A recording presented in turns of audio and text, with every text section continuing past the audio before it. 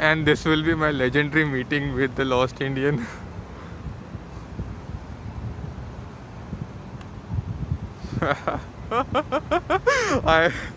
Okay मतलब मेरे को पहले से शूट करने का ही था अपना मीटिंग. हाउ लॉन्ग मैन, कितनी. Hello, bonjour, namaste, Sat Shri Akal, आदाब. My name is Abhishek Jadhav and you guys are watching lost Indian. तो इस वीक में मैं आपके लिए एक बहुत इंपॉर्टेंट वीडियो लेके आया हूँ और ये वीडियो बहुत इंपॉर्टेंट बंदे के साथ है और वो बहुत ख़ास है, जिसको मैं फाइनली 1 साल बाद मिला हूँ. So you can't even imagine कि मैं आज कितना अच्छा फील कर रहा हूँ. तो let's get started with today's vlog.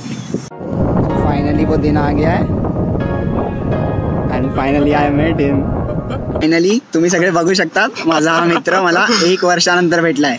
आम्ही फक्त इंडियामध्ये व्हॉट्सॲप ग्रुप थ्रू म्हणजे एकमेकांना भेटलेलो आणि त्यानंतर मग बोलत आमचं प्लॅनिंग होतं की आम्ही एकत्र ट्रॅव्हल करणार. एंड वी वर लाइक कि साथ में जाएंगे, साथ में रहेंगे एंड एवरीथिंग साथ में ही करेंगे सब कुछ. बट लाइक अनफॉर्चुनेटली मुझे फरवरी में आना पड़ा एंड इसका थोड़ा वीज़ा नहीं आया था, इसके लिए ये बेचारा रुक गया था. And finally he landed last week. So मैंने कहा जल्दी से जल्दी मिलने का प्लान करते बिकॉज ऑनलाइन बात करके आपको पता ही है. सो इसके लिए आज मैं हितेश को मिलने आया हूँ. सो आज के वीडियो का टॉपिक है हितेश कौन से इनडायरेक्ट रूट से आया है एंड विच इज़ वेरी, मेरे हिसाब से कहते हैं कि लाइक बहुत दूर से जर्नी ट्रैवल करके बंदा कनाडा आया है. एंड लाइक उसको पूछते ओवरऑल उसका एक्सपीरियंस कैसा था. फर्स्ट क्वेश्चन मेरा कि tell me about yourself to my audience and subscribers so that उनको भी आपके बारे में पता चल जाए. My name is Hitesh Dharmadhikari and actually I am in Centennial College. तो मेरा कोर्स है AI का कोर्स है मेरा. तो एक्चुअली मेरा कोर्स स्टार्ट हो गया था जैन मंथ में, बट मैं यहाँ पे आ नहीं पाया क्योंकि फ़्लाइट्स के इशू थे, वीज़ा नहीं आया था, बहुत कुछ था. तो finally I landed on 29th of July. That's after like 8 months of waiting and मेरे 2 सेमिस्टर ऑनलाइन हो गए इंडिया में. अभी मेरा 3rd सेमिस्टर स्टार्ट होने वाला सितंबर से, तो उसके लिए मैं फाइनली यहाँ पे आ चुका हूँ. तो जैसे कि हितेश आप लास्ट वीक कनाडा में लैंड हो गए थे, सो क्या आप आपके रूट के बारे में बता सकते हो कि आप कौन से कंट्रीज़ को विज़िट करके आए हो. श्योर. तो क्या हुआ था, इससे पहले हम लोग का प्लान था सर्बिया से आने का. तो हम लोग ने सर्बिया के टिकट सब कुछ बुक कर दिए, बट बीच में सर्बिया का कुछ इश्यू हो गया था. उन लोगों ने 7 days क्वारंटाइन मतलब मैंडेटरी कर दिया था. So that was a big issue because we don't want to wait over there for like 7 days. It will be too hectic और पैसे भी खर्च होंगे 50,000 1 लाख ज़्यादा. ठीक, होटल का खर्चा वो सब कौन करते बैठेगा. And then we started exploring कि और क्या ऑप्शंस हो सकते हैं. तो तभी मेरे सामने 2 ऑप्शन थे. First one was Albania and second one was Ukraine. तो मैंने सर्च किया कि अल्बेनिया का कॉस्टिंग कितना होगा एंड एक्चुअली अल्बेनिया का costing was too expensive at that time. So then there was only one option for me and that was Ukraine option. So मैं आया हूँ यूक्रेन से.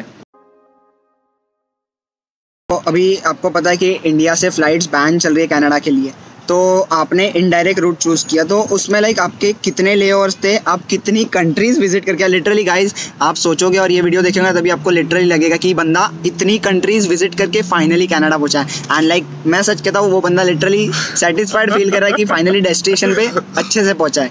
सो क्या आप आपके जो लेओवर्स और वो सारी चीज़ें थे वो बता सकते हो. श्योर.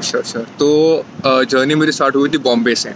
तो मैं बॉम्बे से मैं पहले गया फ्रैंकफर्ट जर्मनी.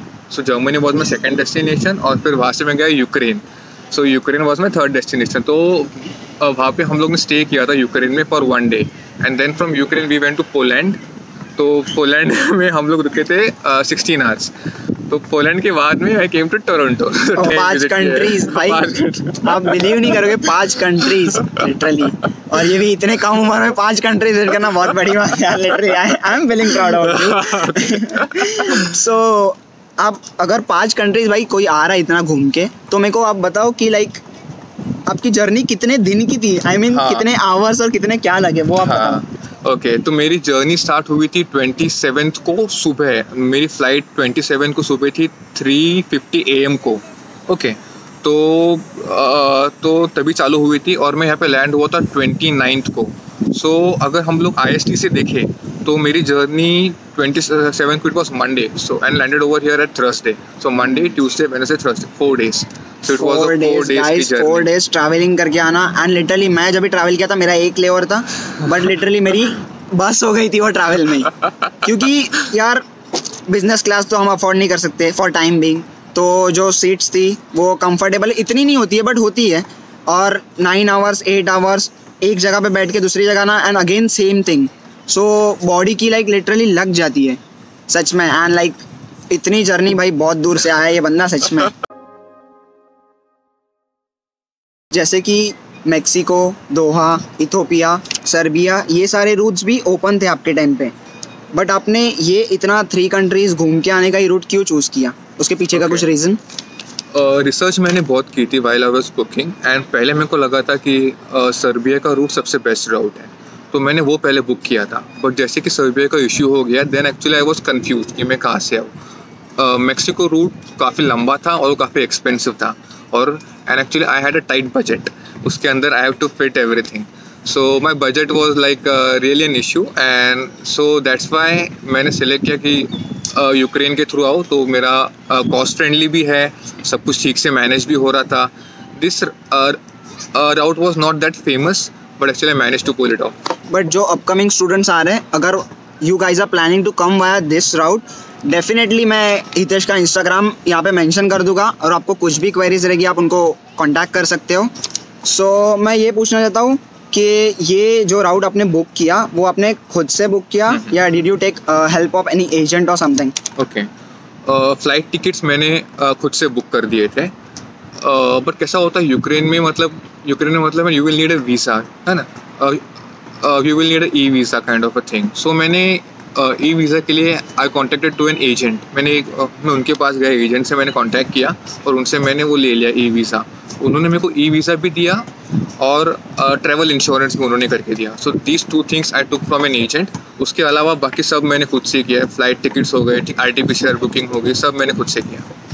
अभी जैसे कि आप सभी को पता है ओवरनाइट रूल्स चेंज हो रहे हैं, हर एक कंट्री अपने हिसाब से रूट्स चेंज कर रही है. सो आप जब भी टिकट बुक करो या कभी भी प्लान करो आने का, मेक श्योर करें आप सारी रिसर्च अच्छे से करो, सो दैट आप इन बिटवीन रूट में फंस ना जाओ.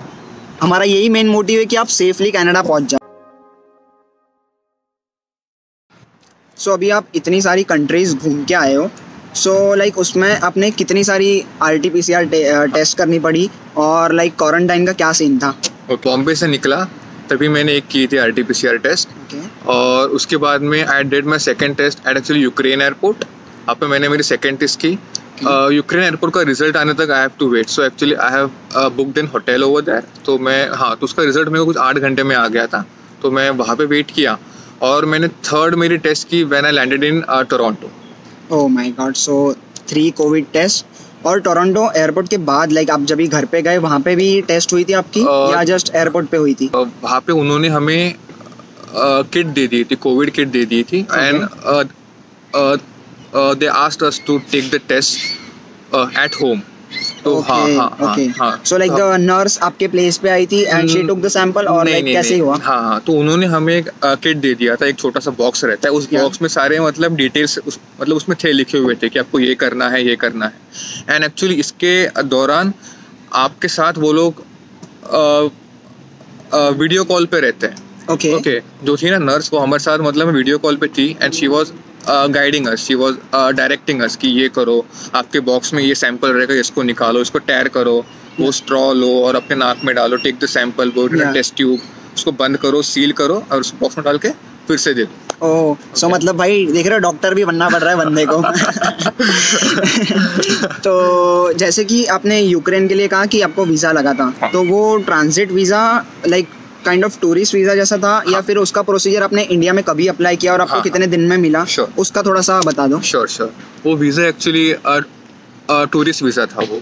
ओके. तो वो वीज़ा मैंने अप्लाई किया था थ्रू एन एजेंट. हाँ, वो वीज़ा मेरे को 3 दिन के अंदर आ गया था. Okay, with actually health insurance. So मेरे को 3 दिन लगे थे to get that visa through an agent. हाँ, and the process was very simple. I just call that agent and I just asked him for Ukraine visa के लिए, and within 3 days I got that particular visa. So like charges भी बता दो, मतलब उनको clear हो जाए. Okay. तो वो जो था एजेंट, उसने चार्ज किया था टोटल हमसे 6,000 rupees per person. Okay. Yeah, for the visa and for the insurance. That's good. सो अगर आपको वो भी इन्फॉर्मेशन चाहिए आप डेफिनेटली हितेश को कॉन्टैक्ट कर सकते हो।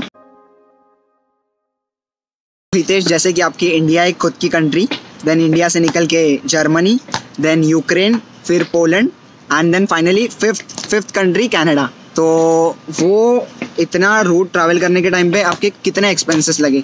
सो एक काइंड ऑफ एस्टिमेट लाइक आपके इतने एक्सपेंसेस हुए, सो दैट मैं जो अपकमिंग स्टूडेंट्स आ रहे हैं उनको भी एक आइडिया आ जाए कि अगर उन लोग वो रूट ऑप्ट करते हैं देन उनको उतना बजट एक पता चल जाए कि लाइक कितना ये करना है।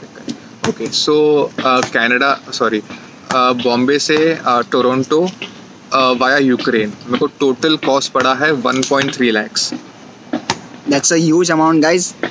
जब भी मैं आया था तभी फ्लाइट टिकट डिफरेंट थी, रूल्स अलग थे। तो अभी day by day overnight rules change हो रहे हैं, तो आप कुछ भी नहीं कह सकते क्या होने वाला है कल को उठ के। सो जब भी आओ मेक श्योर करो सारी डिटेल सारी इन्फॉर्मेशन आपके पास रखो, देन ही आप चूज करो ट्रैवल करने का। सो ये पूरी जर्नी के टाइम पे आपने लाइक इमिग्रेशन या सिक्योरिटी चेक या वाइल बोर्डिंग द फ्लाइट आपने कुछ डिफिकल्टीज या चैलेंजेस फेस किए, या फिर आपको कुछ टिप्स एंड ट्रिक्स बतानी है सो दैट स्टूडेंट्स वो फॉलो करें तो उनको इजीली हो जाए? ओके, जर्नी मेरी काफ़ी अच्छी रही है, काफ़ी स्मूथ रही है, but actually one issue I face is like हमारी चेकिंग काफ़ी ज़्यादा हुई थी। जहाँ भी हम लोग गए थे उन्होंने बोला कि आप थोड़े साइड में खड़े रह जाओ और हम लोग लास्ट में आपको चेक करेंगे। तो ये चेकिंग ये हमारे साथ हुआ एक्चुअली फ्रैंकफर्ट एयरपोर्ट पे, फिर यूक्रेन में भी हमारे साथ ये हुआ, एंड इनफैक्ट पोलैंड में भी हमारे साथ ऐसे ही हुआ। तो हमारी चेकिंग बहुत कुछ हुई। Basically they asked for the basic documents only, but उन्होंने काफ़ी अच्छे से हमको चेक किया कि okay whether this guys are travelling properly or not, like वो सब काफ़ी अच्छे से चेक किया उन्होंने। ओके। आपको एक चीज़ बता दूं गाइज, ये थोड़ा सा कैमरा शाय गाय है, सो थोड़ा सा प्लीज बेयर कर लो। एंड फर्स्ट टाइम वो कैमरा के सामने इतनी वीडियो में बात कर रहा है, सो सच में आप थोड़ा सा मैनेज कर लो वो चीज़ को।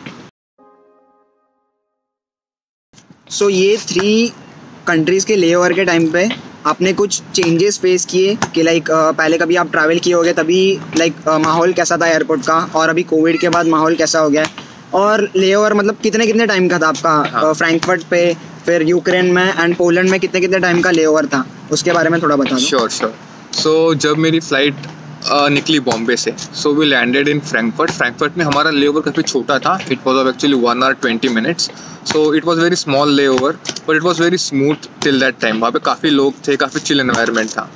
Then we went from Frankfurt to Ukraine में द प्रॉब्लम इज ना people don't speak English, they speak their language, और वो हमें समझ में तो नहीं आती थी। एंड स्पेशली यूक्रेन मतलब एयरपोर्ट के बाहर जाके तो हमें बहुत इश्यूज हुए थे, बिकॉज पर वहाँ पे भी crowd was very chill, like people were walking normally, they were not wearing mask and it, but काफ़ी चिल था वहाँ पे। और मेरा यूक्रेन में स्टे था 1 day का, सो मैंने 1 day वहाँ पे स्टे किया। एंड फ्रॉम यूक्रेन से we went to Poland. So Poland में मेरा ले ओवर था ऑफ 16 hours। सो पोलैंड में इट वॉज फाइन, पोलैंड में food was better, people were speaking English, so it was a kind of comfortable experience in Poland. But the problem was we were actually staying in the airport only, तो airport पे sleeping का problem, वो सब bench पे हम लोग सो गए थे। So that was quite experience. And and then after completing our 16 hours layover in Poland, we boarded our flight to Toronto. Okay. So like जब यूक्रेन में आपने होटल स्टे किया था तो उसके आपको कितने चार्जेस लगे थे? It was included with food or you have to pay separate for it? Okay. So उसमें फूड इंक्लूडेड नहीं था, बट एक्चुअली होटल का चार्जेस काफ़ी रीजनेबल था। It was 1000 rupees per head. So it was very cheap, and the place in which we were staying na, that place was really good. It was really a big room with a good environment. जो भी place था वो काफ़ी अच्छा place था, काफ़ी बढ़िया place था। उसके उन लोगों ने चार्ज किया 1000, which was nothing to be honest. इतनी अच्छी प्लेस के 1000. Okay, so food was included? No, food was not included. Food के लिए हम लोग बाहर के रेस्टोरेंट्स थे वहाँ पे काफ़ी सारे. So we actually went over there and actually we used Google Translator तो उनको बताने के लिए कि हमें क्या चाहिए। कम्युनिकेशन के लिए आप देख रहे हो, ये चीज़ भी आप ध्यान रखना कि अगर आपको सामने वाला बंदे को इंग्लिश नहीं आ रही है तो आप ये चीज़ का भी अभी टेक्नोलॉजी का देख रहे हो आप कितना एडवांटेज हो रहा है। सो इसका इन लोगों को बहुत बेनिफिट हुआ है। सो वाइल ट्रैवलिंग आपने मतलब अभी हर एक कंट्री की कोई अलग अलग करेंसी साथ में कैरी की थी या डेबिट कार्ड क्रेडिट कार्ड कुछ कैरी किया था, सो दैट जो अपकमिंग स्टूडेंट्स हैं उनको आप कुछ गाइड करना चाहोगे इस बारे में? ओके, सो जब मैं बॉम्बे से निकला तो मेरे पास सिर्फ कनेडियन डॉलर्स ही थे मेरे पास। Okay 1000 Canadian dollars, that's it. और मेरे पास फोरेक्स कार्ड था मेरे बैंक का, and I think that was sufficient because Ukraine में और पोलैंड में मेरा कार्ड अच्छे से वर्क हो रहा था, तो मुझे वहाँ पे कुछ ज़रूरत नहीं पड़ी पैसे की, and the rest was fine. Okay, so आपने कौन सी एयरलाइंस थी? हर एक एयरपोर्ट पे अलग अलग एयरलाइंस से आपको आना हुआ? या food and everything was included, या फिर कोविड की वजह से आपको PPE kit and social distancing की वजह से कुछ ऐसा था कि लाइक एक सीट छोड़ के आपको बैठना है, ऐसा कुछ माहौल था वहाँ पे फ्लाइट के अंदर? ओके, नहीं ऐसा माहौल तो नहीं था, काफ़ी वहाँ पे चिल एनवायरनमेंट था। So regarding the airlines, Bombay to Ukraine मैं एयरलाइंस बहुत लुफ्थांसा, मैं लुफ्थांसा से ट्रैवल किया है बॉम्बे टू यूक्रेन के लिए, and from Ukraine to Toronto I travel in LOT airlines, LOT से travel. Okay okay okay, so food was included in it? या food was included in it. So आप इतनी लंबी इतने घंटे की जर्नी ट्रैवल करने के बाद, इतने सारे पैसे स्पेंड करने के बाद, डज इट वर्थ? आपको लाइक सेटिस्फेक्शन फील हो रहा है कि इतना दूर आने के बाद इतने 1.3 लाख आपने स्पेंड किए, तो आपको लाइक कैसा फील हो रहा है अभी कनाडा में आने के बाद? ओके, यहाँ पे आने के बाद मेरे को बहुत अच्छा फील हो रहा है, क्योंकि मेरे को काफ़ी टाइम से आना था यहाँ पे, and I finally came over here. Like मेरा कोर्स चालू के 8 महीने हो गए थे, अभिषेक तो पहले ही आ गया था मेरे को छोड़ के वहाँ पे बट मुझे भी आना था, और ठीक है काफ़ी मतलब पैसे चले गए, but it is worth it is definitely worth it. और एक्चुअली जो कोर्स मैं कर रहा हूँ वो कोर्स में मेरा नेक्स्ट सेम है ना, कोऑप सेम है, तो मुझे उसके लिए यहाँ पे प्रेजेंट रहना बहुत इम्पोर्टेंट था। एंड बाय गॉड्स ग्रेस मेरे को कोऑप इंटर्नशिप भी मिल गई है, तो दैट्स सोने पे सुहागा हो गया मेरे लिए। सही बात है, देख रहे हो जब भी नसीब चलता है भाई। तो इमिग्रेशन के बाद मेन बात आती है, आपको क्वारंटाइन करना पड़ा था लाइक कनाडा में लैंड होने के बाद? नहीं, मुझे कनाडा में क्वारंटाइन नहीं करना पड़ा, क्योंकि मैं मतलब फुल्ली वैक्सीनेटेड हूँ। मैंने इंडिया से 2 वैक्सीन लेके आया था कोविशील्ड के, और उसको 14 डेज से ज़्यादा हो गए थे, तो मुझे यहाँ पे क्वारंटाइन नहीं करना पड़ा। यहाँ पे उन्होंने सिर्फ मेरे को बेसिक पूछा कि आप कहाँ पे स्टे करने वाले हो, तो मैंने बता दिया कि ये प्लेस पे मैं स्टे कर रहा हूँ, and they were okay with it. कुछ भी उन्होंने पूछे नहीं क्वेश्चंस कि अकेले रहने वाले, कुछ नहीं पूछा उन्होंने, then they let me go. Okay, और what about the ArriveCAN app? अभी भी आपको अराइव कैन ऐप डाउनलोड करके एड्रेस फिल करना है, जो बेसिक डिटेल्स है वो फिल करनी है, अभी भी आपको ऐसा करना है? यस, वो सब कुछ करना बहुत इंपॉर्टेंट है, क्योंकि उन्होंने वहाँ पे हमें पूछा था, अराइव कैन का जो होता है ID मिलता है आपको, वो उन्होंने ID वहाँ पे मांगा था, तो फिर तो फिर उनको हमने वो दिया ID, तो बाद में वो उन्होंने मांगा था, तो वो करना मस्ट है। तो अगर गाइज आपको अराइव कैन ऐप के बारे में वीडियो चाहिए होगी तो कमेंट करके मुझे ज़रूर बताना, मैं उसके ऊपर भी एक वीडियो बनाऊंगा। तो जैसे कि आप देख रहे हो, बंदा फाइनली कनाडा पहुंच गया एंड हम मिलके वीडियो भी बना रहे हैं। तो हितेश, आपको लाइक अपकमिंग स्टूडेंट्स जो आने वाले, उनको कुछ ये राउट जो आप फॉलो करके आए हो उसके बारे में आपको कुछ मतलब थोड़ी सी टिप्स या कुछ देनी है, सो दैट वो स्टूडेंट भी स्मूथली ट्रैवल कर पाए। एंड मेन बात भाई, फैमिली को बहुत ज़्यादा टेंशन होती है, सो लाइक उनकी फैमिली को भी ज़्यादा मतलब नर्वसनेस ना हो कि मेरा लड़का या लड़की सेफली पहुँचेगा या नहीं, तो उसके बारे में कुछ आपको शेयर करना है? श्योर। ये रूट काफ़ी नया रूट है, ओके, यूक्रेन रूट से काफ़ी कम लोगों ने ट्रैवल किया है, तो आई थिंक ये रूट जब तक फ्रेश है तब तक इसका एडवांटेज आपको ले लेना चाहिए। बस आई विल जस्ट सजेस्ट कि डॉक्यूमेंट्स सारे अपने क्लियर रखो। डॉक्यूमेंट्स वो लोग चेक करेंगे, सब जगह पे चेक करते हैं वो लोग, फ्रैंकफर्ट पे, यूक्रेन और पोलैंड में भी वो लोग आपके डॉक्यूमेंट्स चेक करेंगे। सो जस्ट मेक श्योर कि आपके डॉक्यूमेंट्स सारे सही हो, और फिर आपको टेंशन लेने की कोई ज़रूरत नहीं, आपका पूरा जर्नी स्मूथ हो जाएगा। तो एवरी वीक के जैसा इस वीक भी गाइज मैं आपके लिए एक अच्छी वीडियो लेके आया हूँ। और जैसे कि आपको पता हो या नहीं पता हो, सर्बिया में उन्होंने 7 डेज़ का क्वारंटाइन मैंडेटरी किया है, इसलिए अभी स्टूडेंट्स वो वाला रूट ड्रॉप कर रहे हैं। उसी के साथ साथ दोहा में भी अभी 10 डेज़ का क्वारंटाइन मैंडेटरी किया है। सो हितेश जो रूट से आए, जैसे कि फ्रैंकफर्ट, यूक्रेन और फिर पोलैंड, ये रूट फ्रेश है। और अगर आपको आना है तो मेक श्योर करें आप सारी बुकिंग्स और सारी इन्फॉर्मेशन पूरी लेने के बाद ही आ जाए। एंड अगर आपने वीडियो यहाँ तक देखा हो और वीडियो पसंद आया तो प्लीज़ गाइस वीडियो को लाइक कर देना। और अगर आपको कुछ भी क्वेरीज है तो आप मुझे इंस्टाग्राम पे डीएम कर सकते हो या हितेश को भी डीएम कर सकते हो या कमेंट में भी मेंशन कर सकते हो। And try to share this video with your friends and family so that हमको भी थोड़ी सी मोटिवेशन मिले आगे और अच्छी वीडियोस बनाने के लिए। एंड अगर आप चैनल पर नए हो तो चैनल को सब्सक्राइब करना ना भूलिए and don't forget to press the bell icon. Until then keep watching lost Indian, take care, bye bye, see you soon in the next video, vibe check.